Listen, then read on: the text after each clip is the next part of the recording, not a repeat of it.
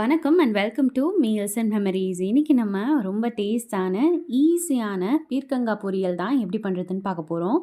ரொம்பவே easy. First நம்ம ஒரு கடாய் வச்சுட்டு ஒரு 3 ஸ்பூன் அளவு எண்ணெய் சேர்த்துக்கலாம். எண்ணெய் நல்லா காஞ்ச உடனேயும் கடுகு, உளுத்தம்பருப்பு, கடலைப்பருப்பு சேர்த்துக்கலாம்.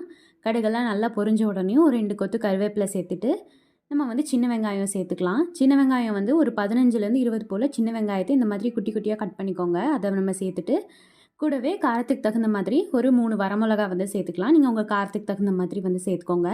நீங்கள் விருப்பப்பட்டால் பச்சை மிளகா கூட சேர்த்துக்கலாம், உங்கள் விருப்பம்தான். அடுத்ததாக மஞ்சத்தூள் சேர்த்துக்கலாம். ஒரு பிஞ்ச் மஞ்சத்தூள் சேர்த்துக்கோங்க. கூடவே ஒரு அரை ஸ்பூன் அளவு குழம்பு மிளகாய் தூள் சேர்த்துருக்கேன்.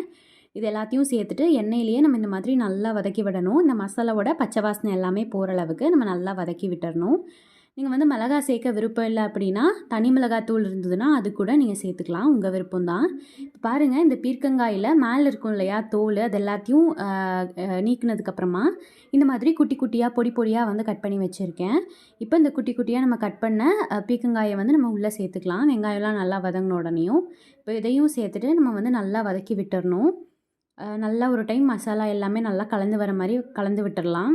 இந்த பீர்க்கங்காய் பொரியல் பண்ணுறது ரொம்பவே ஈஸிங்க. சந்தையில் 2 பீர்க்கங்காய் வாங்கிட்டு வந்திருந்தீங்கன்னா இது பண்ணுறது அவ்வளோ ஈஸி. இதை நீங்கள் சாதத்தோடு வச்சும் சாப்பிடலாம், தனியாக பொரியலாகவும் சாப்பிடலாம். இப்போ இந்த மாதிரி நல்லா கலந்ததுக்கப்புறமா தான் நம்ம தண்ணி சேர்க்கணும். இந்த மாதிரி நல்லா கலந்தாச்சு. இப்போ நம்ம தேவையான அளவு கல்லுப்பு சேர்த்துடலாம். உப்பு சேர்த்துட்டு நம்ம அதுக்கப்புறமா தண்ணி சேர்த்துக்கலாம். தண்ணி இந்த மாதிரி கையில் ஊற்றி தெளித்து விட்டு சேர்த்துக்கோங்க. நிறையா தண்ணி சேர்க்க வேணாம். ஏன்னா பீர்க்கங்காயிலேருந்தே அது வேக வேக தண்ணி வரும். அதனால் இந்த மாதிரி தண்ணியை கொஞ்சமாக தெளித்து விட்டுக்கோங்க. ஒரு சின்ன டம்ளரில் ஒரு டம்ளர் அளவுக்கு தண்ணியை இந்த மாதிரி நல்லா தெளித்து விட்டுக்கோங்க. இப்போது ஒரு 10 நிமிஷம் போல் இந்த பீர்க்கங்காய் நல்லா வேகட்டும். நல்லா வெந்ததுக்கப்புறமா இந்த மாதிரி தேங்காய் துருவல் சேர்த்துக்கலாம். 10லேருந்து 15 நிமிஷம் வரைக்கும் நல்லா வேக வச்சுக்கோங்க. நல்லா வெந்ததுக்கப்புறமா இந்த மாதிரி ஒரு மூடி தேங்காயை ஃபுல்லாக துருவிட்டு அதை நம்ம சேர்த்துக்கலாம். தேங்காய் துருவலும் சேர்த்துட்டு ஒரு 3 நிமிஷம் 3லேருந்து 4 நிமிஷம் இருந்தால் போதும்.